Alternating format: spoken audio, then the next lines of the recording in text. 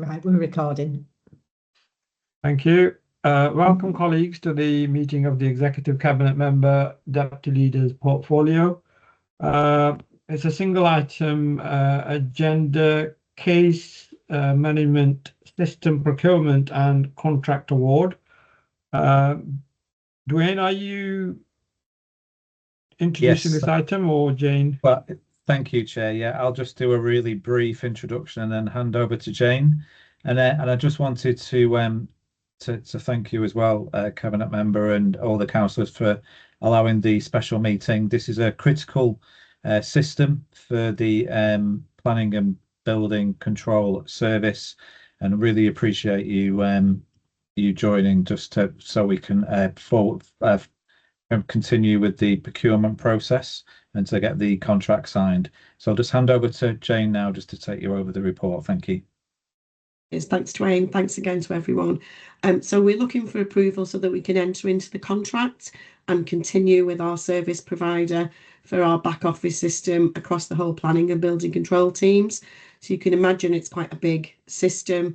It holds all of our data for planning applications, appeals, it links to the document management system, it links to our public access so our customers can view our records, etc. So it really is integral to our sort of service delivery and being able to perform our statutory functions. The report is asking for authority to enter into the contract, and there's just a few delegations there in case there's any minor amendments to the contract, etc., that legal are just finalising as we speak, for example.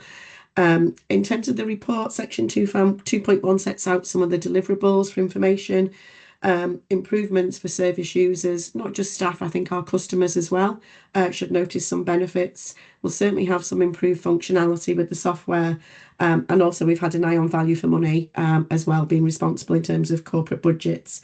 One of the significant issues we've had this year is that we've had significant downtime on the current system as it's operating. It's caused huge issues in the service with stop and start of workflow, with people not being able to view plans online. So it's resulted in a number of complaints. And we've tried very hard to get that resolved. It has been quite problematic. We've worked with IT on a solution, but this move should hopefully help us to move away from that and give us some more resilience in our system and reduce that downtime, which impacts on our performance and being able to get, to deal with our customers' inquiries in an efficient way. It will include movement onto the cloud-based system within the first year of the contract. So that in itself, again, brings additional improvements, much easier service user functionality, much better for our building control colleagues as well in terms of requirements under the building safety regulator, in terms of how we hold new sets of data and how we better communicate in the digital agenda with our broader customers. In order to maximise the benefits of this investment, we will need some temporary resource to help us implement the change, the significant data cleansing, reprofiling of services, but we are progressing that separately to this report, so there's no recommendation regarding that this evening. Finance and costs are set out in the report. In essence, the full costs are covered within existing service budgets. However, the additional costs for move to the cloud, which is 160,000 approximately, will be covered by the Chief Exec's technology reserve as set out in the report. So I think it's really key, as Dwayne's highlighted, this allows continuity within the service, continuity for our customers, but also moving forward there are further opportunities to sort of maximise how we use that newer cloud-based system to look at more innovations for service delivery.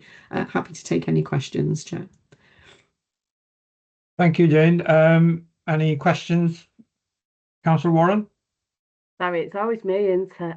It's all right.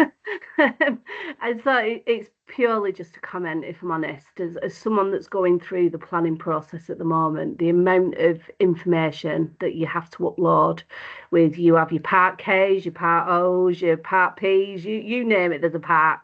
And it is so kind of labour intensive for both the applicant and obviously the council as well, and the staff that are doing that. So I think it's really important that this is done to ensure that the just a huge amount of data that is required to be looked after, saved, stored, etc. is kind of there.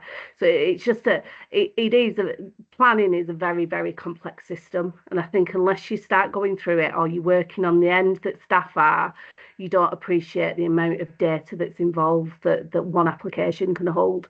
So I can imagine as an authority, when we're holding thousands of applications every single year, it is quite a task to obviously stay up to date. So it's also just a kind of nod to council officers as well, because it is obviously a continually evolving situation with data and technology as well. So thank you.